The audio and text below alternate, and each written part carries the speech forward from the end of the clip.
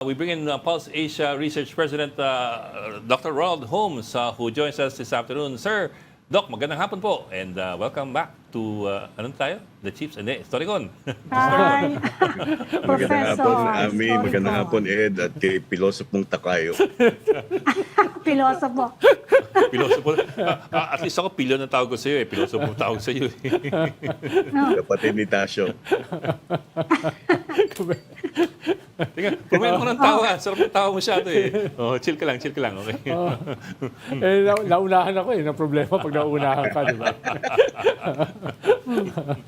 Look, we also the headline numbers dun sa Pulse Asia survey, but we don't have too much of the particulars kasi nga it was a commission survey. I think it was Mig Zubiri who commissioned the survey. Zubiri, yes. But so can you run us through the numbers and of course the particulars, especially the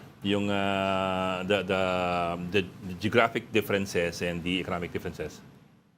Hindi siya commission survey, Ed, no? Sorry. Yung survey ay yung ulat ng bayan, yung aming survey, at nagkalga ng question ang opisina ni Senador Mig Zubiri. Okay. So, Okay. these are rider questions coming from the office of Senator Zubiri, which are embargoed but were released to the media and which we confirm are part of the regular Ulat ng Bayan survey. Mm-hmm. So, Prof, hindi kayo naglabas? Yung office ni Mig Hindi. Zubiri naglabas? Hindi kami naglabas. Kahapon kasi, kunyari sa Philstar, si John B. kami, tinext ako. Tinatanong kung totoo ito. Ang ibang pahayagan ng una naglabas at sabi ko nga, batay sa aming kontrata sa mga subscriber, embargoed yung kanilang rider question data unless i-release publicly. At pag ni-release publicly, then that lifts the embargo. That allows us to confirm that the survey was done and that also allows us to release or confirm the results that were, or validate the results that were released. So, kasalanan na naman ng Philippine Star. Hindi. Hindi nga nalabas. Hindi Philstar ang nauna eh. Hindi nga kami naglabas. Yung tabloid na pinagsusulatan ni Tokayo rin ang pinauna eh. Parang dati niyang pinagsusulatan niya. Oo nga eh. Okay. Paborito niya dati doon si Serex. Sir, maraming hindi nakakalam ng Serex dito. Maraming hindi nakakalam ng Serex. Di ba si Jim Libiran? Libiran yun. Well, one of the authors of Serex. Kung hindi niyo po alam kung sino si Serex, kayo na po mag-google. Ayoko pong i-describe dahil baka matrobo. Medyo parental guidance dito sa Storicon. O kaya, i-text niyo po si Professor Ronald Holmes. Siya po papaliwanag sa inyo kung sino si Serex. Prof, teka, I'm looking at some of the numbers now. Okay, between VP Sara and Leni Robredo, 51 versus 43. But when you break it down doon sa geographic, at least yung sa island groups, ang laki ng lamang ni VP Sara sa Mindanao. 93 si Sara versus 6 si Leni. Also sa Visayas, tama ba to? 67 si Sara, 31 si Leni. Pero sa Balance Luzon at si NCR ay lamang bahagya si Leni sa NCR pero mas lamang siya sa Balance Luzon. Yung ganyong hatian ba, does that surprise you or it's expected naman? Yeah, hindi naman surprising, no? Kasi batay doon sa result din ng performance at trust rating na napag-usapan natin dati. Malakas ang si Sara Duterte sa Visayas Mindanao pero may kahinaan siya sa Balance of Luzon. At ito'y sinasalarawan nung dami or bilang ng sinasabing siyang preferred sa Balance of Luzon. So, halos along that line, no? If you look at the performance and trust ratings of Sara Duterte, exceedingly high in Mindanao. Yeah. Quite a majority in the Visayas, less than majority in the Balance of Luzon, and more or less plurality in NCR. Ganun din yung kanyang preference. Yes, sir. Yung sa NCR, 1 percentage point lang ang difference eh. So parang, statistically, basically, walang difference sila. Basically, yung NCR, parang kung doon sa one-on-one na lumalabas between Rafi and Sara and between Leni and Sara, it's a competitive area. Pero, yung Balance of Luzon, yeah, Tokayo. Well, Nakalimutan. in spite dun sa lamang na ngayon ay parang numinipis, no? Numinipis yung laman. Hindi ko kasi alam kung ano yung meron ba kayong mga previous survey na similar dito para maging batayan kung iyan ba ay Trend. hindi naman talaga trend. Or pattern. Meron bang term of reference na pwedeng pagbatayan yan na previous survey nyo na similar or ito yung first of its kind na ginawa nyo? Kung one-on-one, ito yung una. No? Kasi kami, yung sarili namin pre-election survey, hindi kami nagsisimula until 2 years before the election. So, 2 years asahan na nyo yun. na sa June, yung June na survey, meron na ang sarili namin module na pre-election. So, kumbaga, wala tayong pwede pagbatayan na reference point dito kung bumaba o tumaas. Yung preference ni Sara Duterte kasi wala naman parehong set na one-on-one, no? O yung animan na pangalan na nalabas din kanina, binigay din sa mga press sa Senado ni Senator Mig Zubiri. So parang ito yung magiging baseline. Well, baseline siya kung sila ang tatakbo, pero hindi siya baseline ng actual na kakandidato sa 2028. Ato kayo, So paano yung nyo gagawin pinili? yung survey, yung senyo, you are going to provide the names? Yung yung sa inyo? Yeah, we will provide the names. We would definitely normally amin sa survey namin ang unang katanungan na nilalabas ay kung gaganap yung election ngayon, sino iboboto nyo sa pagka-presidente? That's an open-ended question. Hindi so kayo yun nagbibigay yung ng una. name. Yun yung Hindi una. kayo nagbibigay ng name. Tapos susunod doon yung mga sets na. Aided. Maaring yung set ay may 3 pangalan, maaring may 5 pangalan. Iniiwasan namin pahabain kasi yung senatorial mahaba. Pero sa presidential, kinakailangan timbangin natin kung sino talaga ang maaring tumakbo. Kasi pag pinahaba mo yan, medyo nakakalito na rin. Diba? Inulit niyo ng Tulfo Brothers, hindi daw sila tatakbo. Huwag niyo na daw silang isama. Inulit nila ngayong araw. Si Lenny Pero, rin. Kahit naman si Lenny. Kahit naman si Lenny, sinabi na hindi siya tatakbo. Si Digong Duterte, sinabi niya, hindi rin siya tatakbo, di ba? Yeah, that's a good point. Oo. Prof. Tokayo, paano nyo pinili yung dalawa na pinantapat nyo kay Sara? Bakit hindi nyo pinili yung iba? Halimbawa, yung Christian Esguerra versus Sara, yung mga ganun ba? Yung General Torre versus Sara, John Vic versus Sara, yung mga ganun. Paano nyo pinili yung Ronald Rafi? Llamas lamang kay Sara. Hindi, kasi ang pangalan na ito, itong mga set na ito nga, rider questions ni Senator Zubiri. So, ibig sabihin, siya ang nagbigay ng mga pangalan.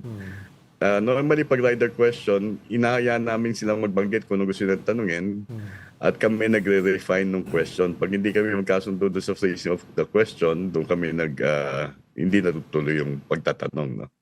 Pero dito, mga pangalan na ito, binigay ng opisina ni Senator Zubiri. So, purely rider ito. Purely.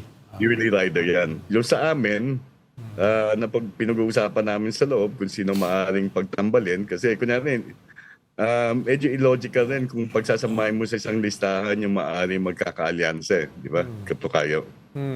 Pag nilagay mo sa isang listahan ng pangalan ni Rizon Tiberos, si Nenny Robredo at ni Bob Makino, maaaring mag-iiba ang kaisipan ng mga kandidato. So dito, dapat timbangin sinong lalagay mo sa isang set. Yes. Kasi hindi mo pwedeng ilagay pangalan ni Bongo at ni Sara Duterte. Maaari mo sabihin na ilagay mo dyan. Pero naman natin kung anong magiging epekto niyan sa pagninimpla ng mga respondents. Kaya normally sa single winner competition, kinakailangan tingnan natin sino ba talaga yung maaaring magiging magkaalyansa at sino yung maaaring tatakbo na galing sa iba't ibang grupo. Mas logical yon kahit illogical yung Philippine politics. Yeah, marami namang Pilipinong logical. May preliminary Wala list sa- ka wala na ba, sa Senado. Professor? Wala kung sa sino yung Senado. makakalaban? May preliminary list ka na ba? Halimbawa, si Isko Moreno o si Martin Romualdez, out na ba siya sa mga list ninyo? Well, sa kasalukuyan siguro pag-isipan kung dapat ilagay dyan si Martin Romualdez o Isko Moreno. Pareho din sila nagbabanggit na hindi sila tatakbo.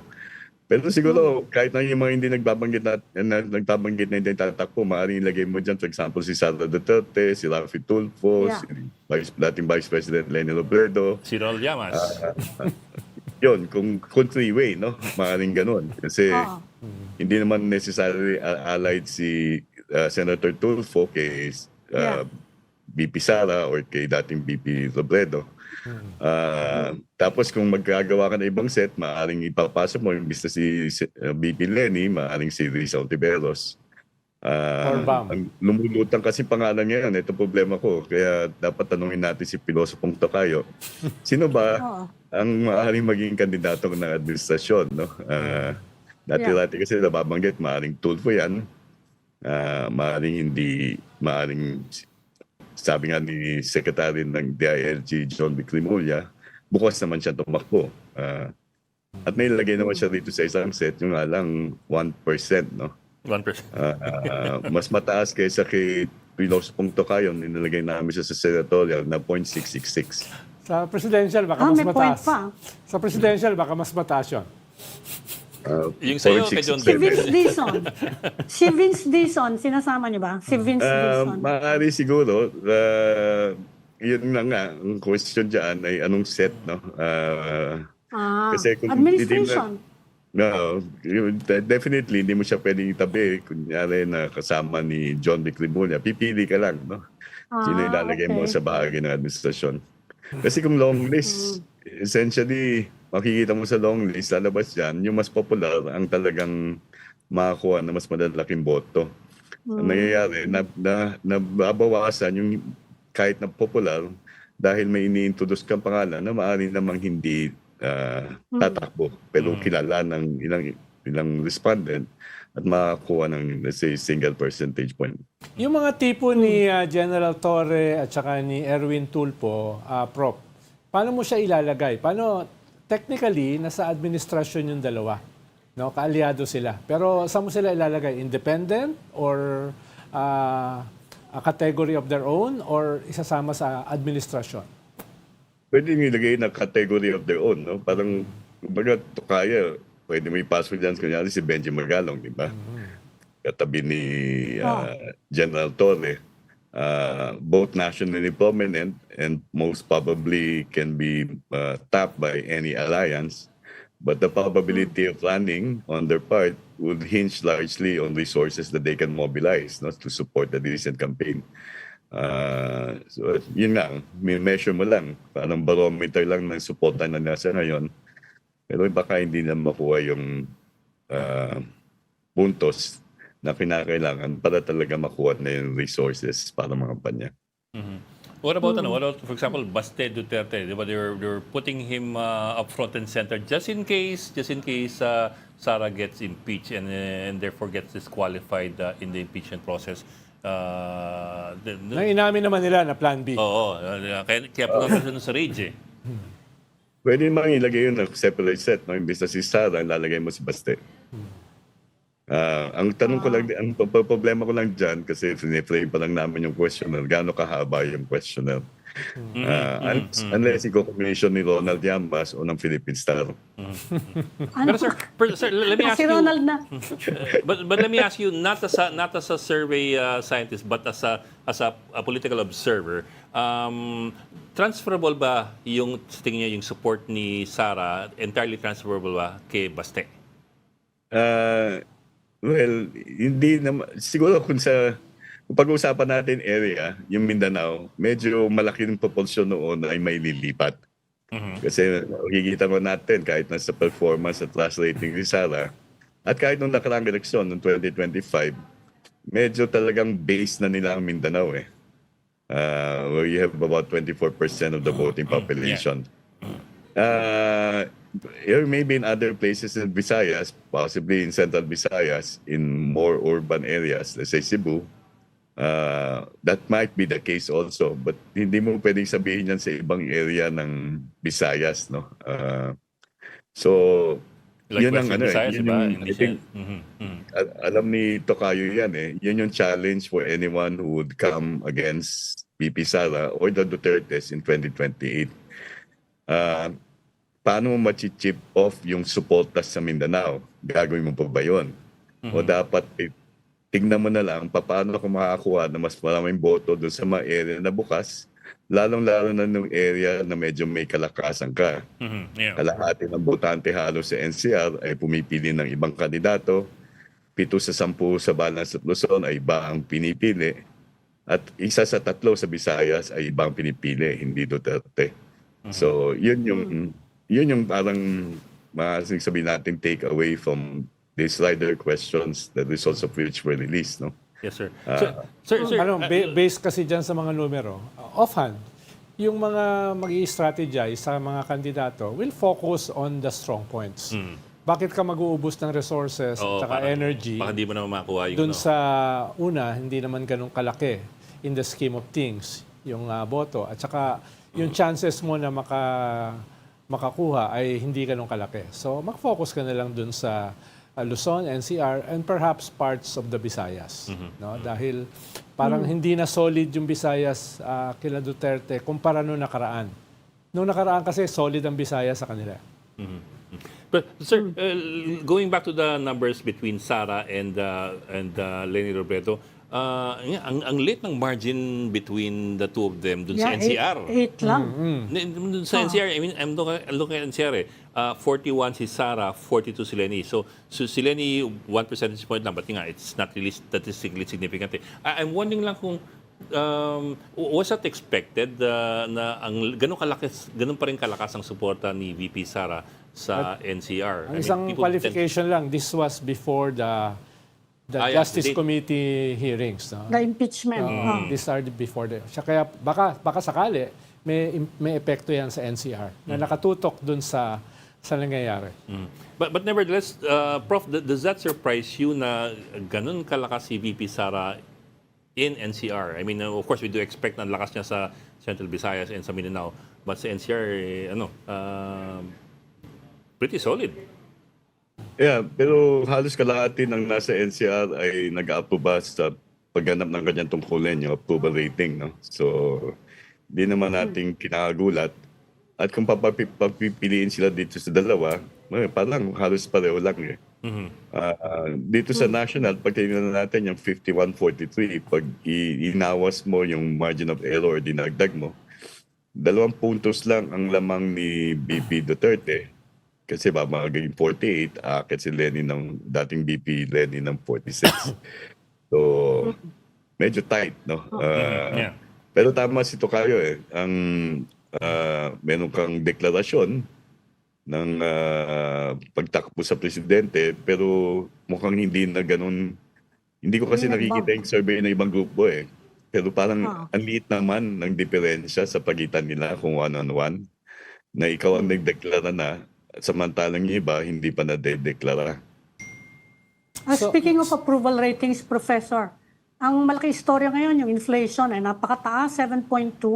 Sa tingin mo, ang next quarterly survey niya, June pa, no? But are you expecting an impact, significant impact sa mga ratings ni President Marcos? Well, basically, I think it should be expected, no? Kasi May, June ang gagawin ng survey. So, kung lalala pa yan, at, lalong-lalo na, papasok ng magsisimula ng pasukan, no? May kadagdagang gastusin yung mga pamilya. Hindi naman mababa ang presyo ng mga bilihin, mababa ang presyo ng gasolina, pero hindi naman ganun karambaba. So, maaring pananagutin, no? Ang administrasyon, particular na presidente. And it will affect his endorsement power, di ba? Yan ang dyan eh. Kung naghahanap siya na magiging kandidato niya, susuportahan, malaking impact yun sa kanya. Pero doon sa endorsement power, kahit nung natatandaan ko, nung 2016 election, na medyo popular pa naman si Pinoy noon eh. Halos kalahati nag-approve. Hindi rin ganun kalaki ang naging epekto. Pag tinan mo, iboboto nila ang isang kandidato ini-endorso ni Pangulong Aquino dati. Alang yung surely vote for, surely not vote for, halos pareho eh. Ah, So, ito yung makikita natin sa disposisyon ng mga botante sa Pilipinas, no? Maaring sila bumoboto sila sa isang lokal na politiko, pero yung lokal na politiko nag-endorso ng national na candidate, inihiwalay ng Hindi. botante yung kanyang pakikiugnayan sa lokal noon sa kanyang kagustuhan sa national. At minsan hindi talaga na-translate yung endorsement maging ng presidente unless yung endorsement na yun talaga ay kiss of death. Kaya kung mababa talaga po ba ng presidente, katulad na nangyari ng 2016 GMA. kay Gibo. So, wag mo nang asahan na 2010. makakatulong sa 2010. 2010. 2010, Gibo. I mean. Yeah. Yeah.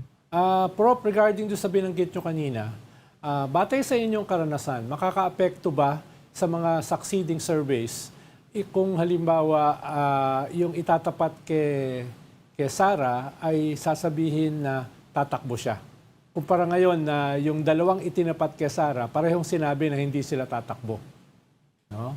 Well, bahagi, but siguro partly, pero eventually, pag sinabi mong for example na si Ronald Llamas tatakbo, hindi magkakaroon ng epekto yan unless yung grupong sa likod ni Ronald Llamas ay gagawa ng organisasyon na magpapalam at magmomobilisa ng mga tao para mabuo yung organisasyon na susuporta sa kampanya mo. Clamor. Diba? Clamor. So, hindi sufficient yung I declare I will run for the presidency. Dapat meron kang ground troops, dapat meron ka ng naratibo, dapat meron ka ng mensahe na maaaring mag-appeal, no? And then eventually lead to that clamor and that support for that particular candidate. At dapat gawin na nila ngayon yun. Kasi, Yes sir, but you would think that Pwede if a declaration would trigger supporters into a Frenzy? of sorts.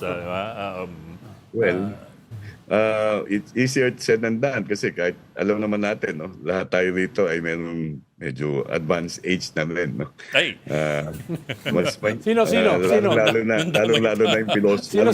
Yung pilosopo Ang dyan. Sino dito? Yung pilosopo, mas madaling sabihin na mga Arab na magkakaisa. Di ba? At kadalasan din nagkakaroon ng parang hindi pagkakunawaan. So, yun ang problema. So, someone may declare acceptable to many but not acceptable to some. But the some would eventually, reduce the possibility of generating support from a broader section of the voters. So, nakakabawas doon sa maaring manalo, nakakatulong doon sa ayaw mong manalo. Yun yung, I think, lesson in Philippine history after the political transition in 1986. Prof, kung ganito yung brand ko, makakatulong ba sa akin yon? No? Pag ganito yung brand ko, no? Yan. sabay, kasi Ang ibig ko sabihin, sa panahon ng social media, no, na lahat ngayon nakafocus sa social media, napaka-compelling ba ng brand kumpara sa machinery? Lalo na kung national. National kasi, mas popular vote, no?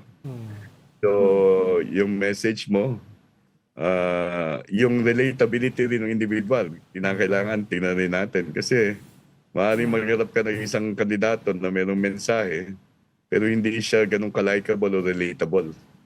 So, may packaging rin ginagawa. Natatanda ko, meron akong oportunidad dati na nakatrabaho sa isang kandidato sa pagkapangulo. Ang unang puna sa kanya ng tao na magbabago ng imahe niya, palitan mo yung barong mo. Gawin mo makulay. At ang ginawa niya, bumili po yata Divisoria, bumili ng iisang tela na yun ang suit niya nung panahon ng kampanya. Bulaklak. Si Rocco yata yun eh.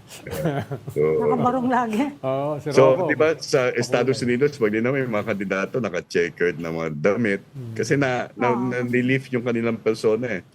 So, may mga ganun na pati yung imahe nila, kinakailangan baguhin, hindi lang yung messaging.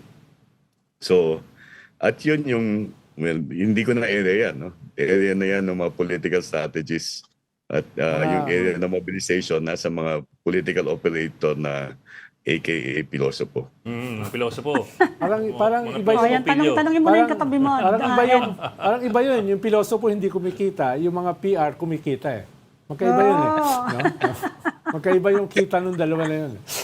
I was not born yesterday. Ready to the Oh, point. yan. Wala naniniwala sa'yo, alam mo. Wala naniniwala, mababa kredibilidad mo ng pilosopo. Parating nag-jet setting kung saan sa Europa, tapos sasabihin mo kuming ganyan. Not believable. On a different note, Prof. May mga bumabalat on a different kasi. note na tuloy. May mga bumabalat kasi sa Biglang gumanon, di ba? may mga bumabalat kasi sa survey firms na parang hindi sila limited lamang dun sa pagbibigay ng snapshot at particular moments. Parang nagke-create din sila ng bandwagon for particular candidates, no? Anong tingin mo diyan? May kwan ba to? May kaunti bang grain of truth ito? No? Not necessarily sa Pulse, kundi yung buong industriya. Doon sa literatura sa aming larangan in political science, may mga literatura nagsasabing meron tinatawag na bandwagon effect. Pero natatabla nga ito nung sinasabing underdog effect.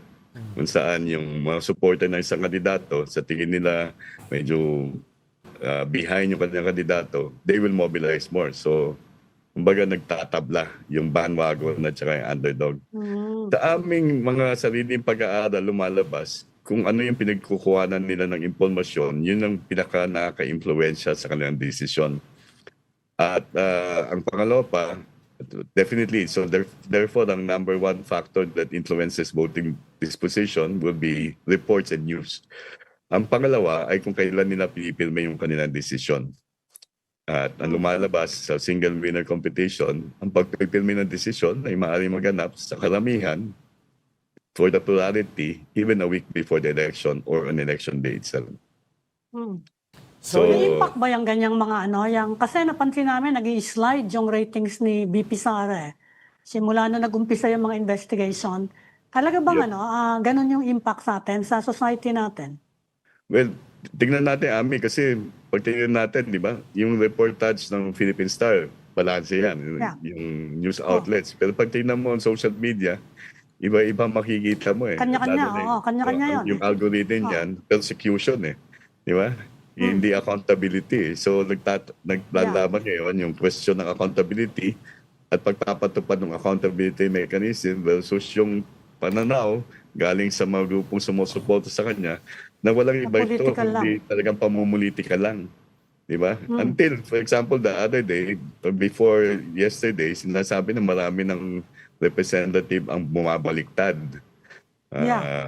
So, pero nakita natin sa House Committee on Justice, nadagdagan pa ng 2. Hindi ko alam kung yung bumaliktad, hindi miyembro ng Committee on Justice. Parang yung lumabas na mga bumaliktad daw, parang fake news eh. No? Baka nagtumbling lang. Parang may 2 pa nga ron, mali yung pangalan. May pangalan na wala doon sa roster ng mga congressmen. May mga maling pangalan pa nga. Tapos yung mga nakausap, at least yung nakausap kong 2, sabi nila, tinawanan lang nila yung listahan. So, pero sir, going back to your point kanina na it also depends on the source of news. The Reuters digital news reports every year for the last, I think, 2 or 3 years have pointed out that these days the primary source of news of most people is TikTok. It's no longer. Hindi, we do our regular surveys. Ang unang tanong namin dyan, ano ang mga pinagkukuhanan nyo ng balita tungkol sa politika at pamahalaan?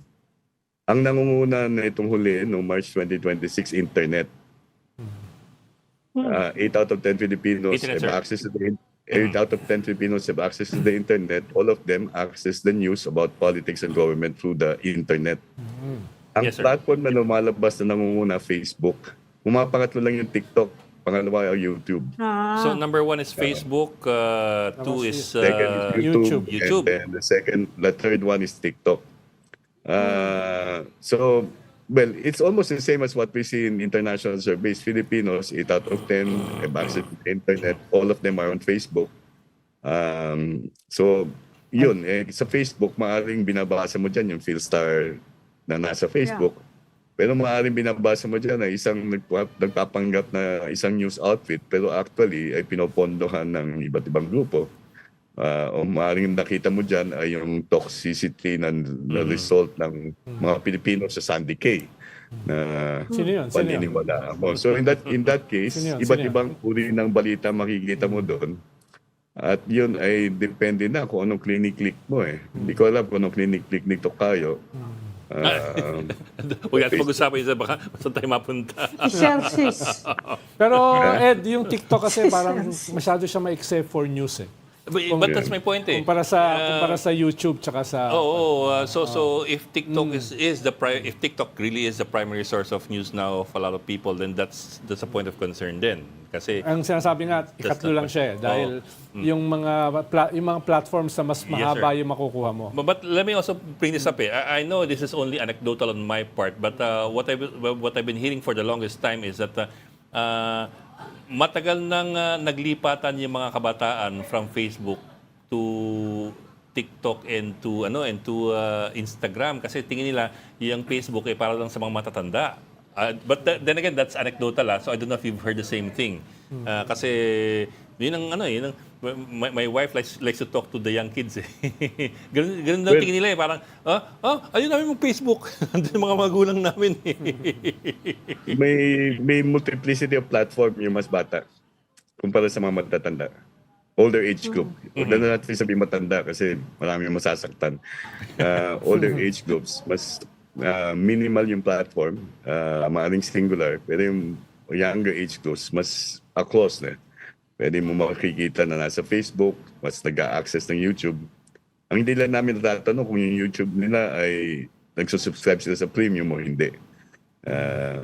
But nevertheless, for example ako, pag nanonood ako ng Storycon, YouTube lang ang ginagamit ko. Yun nga lang, may mga advertisement na pumapasok after about 3 minutes. Nanonood ka pala, Prof, ng Storycon? And dahil kay Ami tsaka kay Ed. Talagang may sundutan ko eh. Saka Ed, ano ba yung definition ng news if Dagdagan tayo you're ng watching nanonood, TikTok? Di ba? Ed, anong definition ng news if you're watching it on TikTok? Wala ko nakikita doon na ano bang ibig Sa mo sabihin Facebook ng kasi, news? Ed, medyo may concept ng community eh. Yeah. Diba? Na wala sa TikTok. But they're kasi the news sites have also been seeding TikTok with the news stories eh. In fact, my explainers get a lot of traction on TikTok more than on Facebook eh. yung mga pinapost I don't have TikTok, so I don't really know. It's just what I'm told by the digital people here. Nakikita ko lang sa TikTok, puro cooking sa mga aso. Oo nga. Hindi news eh. Hindi na nakikita ko. Hindi balita. Hindi nga. Mas mga kwan, yung mga may... Bubugas sa'yo eh. mas may ikli na Ano kwan. hilig mo But yun eh. lang kasi I remember yung the past year or 2 years yung Reuters digital news reports would always say na na TikTok has become the primary source of news by a lot of Baka naman people. information. Parang naging gray area na sa mga tao yung news versus opinion versus Kaya nga information. eh, They kaya can't tell nga. the difference anymore. Kasi Which kung is also information, kung ano alarming. na yun eh. Pati yung medical consultation mo, nandun na yun eh. Which is Diba? also alarming. Pero suggestion ko, kumuha ka ng TikTok. May TikTok ka na. Ikaw may TikTok ka. Meron. Oo. Siguro TikTok daw siya. siguro 80% doon na atin ang beat. Ano natin ng beat? Hawakan mo ang beat. Baka mo ang beat. Yung kanta. O yung kanta. Alam ko na kung bakit kumuha siya ng TikTok paano nagpapanggap na bata. Nakikibagay ka ngayon sa mga ganun. Hindi mo narinig. Dapat in ka. Hindi mo narinig. Oy, philosopher, narinig, hindi mo hindi narinig si narinig. Profes. Hindi na alam niya. Hindi narinig. Alam mo na bakit nagti-TikTok yan si Tokayo eh. Bakit? Oo. Kasi sabi mo, mga kabataan nagti-TikTok eh. Naku. Prof, delikado tayo dyan. Nagpapanggap. Bata ang puso ko eh. Unlike some people I know. Teka, nag-aasara na tayo dito. But yun nga, yun lang. People seem to have shifted to so many, because there are so many platforms right now, and some platforms are more engaging or more compelling for some sectors and others eh. Not like before, di ba? Dyaryo tayo pag umaga na talagang papel, naamoy mo pa yung tinta o kaya pag alas 6 ng gabi Pero hindi ba tune in ka sa tumataas yung Parang ano, Philippine yung, Star na lang yung may ganun eh, yung talagang dyaryo. Parang Philippine Star na lang, wala na ako nakikitang iba. Oy, marami dito. Meron pa naman. Ano to? 1, 2, 3, 4, 5, 6, 7. 8. may abante pa. Tsaka mga tabloid, mga tabloid. Mga tabloid. Pero number 1 na Hindi, tabloid broadsheet itong tinitingnan ko eh. Ah, Broadsheet to eh. 1, 2, 3, 4, 5, 6, 7, 10. hindi. Broadsheets, Metro Ay, Manila. yung siyam dyan, di kumikita. 8 dyan, di kumikita. Except Pati my business. Philippine Star, di ba? Dalawa lang kumikita dyan. Subsidized na yung iba. Ayun. Pero, Tokayo, ang aasahan ba ng natin ay starting June, magiging regular ito going into 2028? Yeah, yung sa amin, no? Hindi ko alam kung may mga subscriber na magpapasok ng rider questions. But in our case, regular na yung pre-election survey. And that's the one that courts criticism about trending and bandwagoning. Oo nga. Pero ang sinasabi mo kanina, Tokayo, ay ang role pa rin talaga ng survey ay input sa strategy at saka narrative building. Rather than this early into a bandwagon. Para sa publiko, they can discern also whether the choices of many should be their own choice also. And we've seen changes in surveys 2 years before and even the actual results. Significant yung shifts in terms of preferences, especially for the top 2 positions and even for the senatorial and in the case of commission surveys at the local level. Panghuli, baka meron pa rin sa Ed. Panghuli, Prof, yung nangyari nung midterm na parang may mga nagduda sa mga survey, anong status ngayon ng mga survey firms based dun sa nangyari nung midterm na parang offhand, parang tinamaan ng mga survey firms sa kanila mga lumabas na surveys? Yung ba ay tingin nyo nakabawas sa tiwala ng mga tao sa survey firms or it was a passing moment? Well, admittedly, merong impact in terms of yung credibility or trust in terms of public surveys. But, it's a question really of how we do our work and whether we feel that our work is following what are established procedures. We'll just continue our work and not worry so much about public trust. It's quite difficult to get sizable proportion of the public trusting any scientific method. Kahit nga vaccinations are being questioned, di ba? So we just continue our work and let our work really be the measure for the public to either trust or distrust us. It's par for the course, and we know and we understand and respect the views of others. Pero nag-postmortem ba kayo kung anong dahilan? Yes. Kasi nung nangyari yan sa Brexit sa UK nag-postmortem yung mga survey firms may nakita ba kayong possible reason kung bakit nagkaganon yung resulta? Yung post-mortem namin came as a result of a survey that we conducted in just a week before the elections, Ami. And we published the result of that survey and we gave our analysis of the variance between the results of the earlier April survey, the results of the May survey, and how far or distant it was from the actual election results. In terms of yung method, we did not see a problem with regard to the methodology. There were some concerns with regard to undersampling, which can be addressed in terms of the callbacks, the number of times that you called back. And then it can also be addressed by weighting procedures, no? Kasi parang if you get a certain segment only of the population, let's say 18 to 24 na maliit, then you apply the weights to make it representative proportionate to the population share of that particular group. So we've done those adjustments and hopefully that mahirap kasi pag multiple winner But in the single winner competition, it's easier. If it's just a single issue like Brexit, madali yun. Pero kung ang dami mong in a senatorial contest, iba-iba talaga yung ranking Pero ang titignan mo, yung pagbabago ng actual preference, kung malayo, hindi. Ginawa niya yan, Prof. Aspalsa Asia. Meron bang collective assessment yung industriya Meron bang nangyaring ganyan na nag-share kayo ng inyong assessment as a survey firms? Well, we reached out to the other survey organizations. Unfortunately, Tokayo, as you know, we didn't get the response. We're part of two professional organizations in the Philippines, Yeah. the Philippine Social Science Council and the Marketing and Opinion Research Society. We spoke to them, but there's nothing really, there's no particular industry per se that does public opinion polls. And even when we reach out to the others, they said that they'll do their own introspection. So we respect that.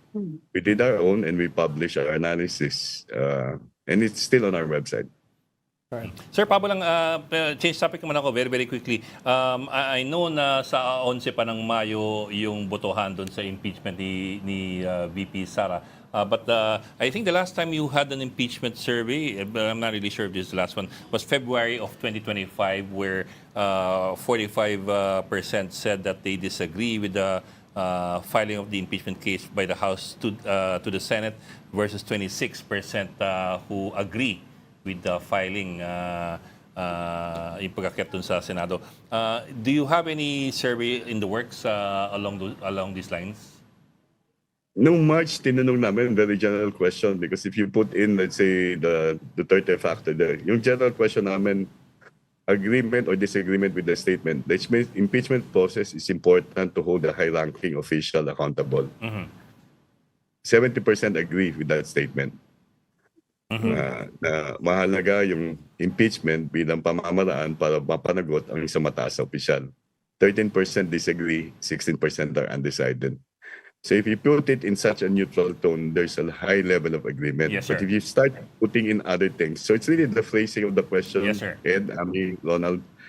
But if you put it generally, there's agreement. Pero pag niload up mo ng ilang Yes, sir. element, then you would expect that the partisanship comes into the spot. And then people realize, teka, bata ko to, tao ko to. and then biglang nagbabago yung ihip ng hangin bigla. Yeah. So depende na rin yan, no? I'm looking forward to seeing what's going to happen in the Senate. And hopefully the House would really secure that at least the first part of the process would continue. The impeachment would proceed and be submitted in the Senate. Yun ang problema sa atin eh. We've had impeachment case before, at least a high-ranking government official, yung presidente noong 2001, hindi natapos eh, di ba? Yes, sir. We should make sure that those accountability mechanisms get to be completed. Otherwise, they're going to be just prone to being used by, whimsical, self-interested political leaders. Whimsical, self-interested political leaders. Dami nun. Pwede magpa-survey tayo, gano'ng karami.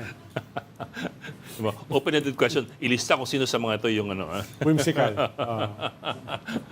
Okay, sir. Maubos yan. Kukulangan ng pagina nyo. Maraming salamat to Pulsation Maraming salamat. Research President Ronald Holmes, sir. Thank you very much po. Atingan po. Salamat, Prof. Thank you, Professor. Thank you.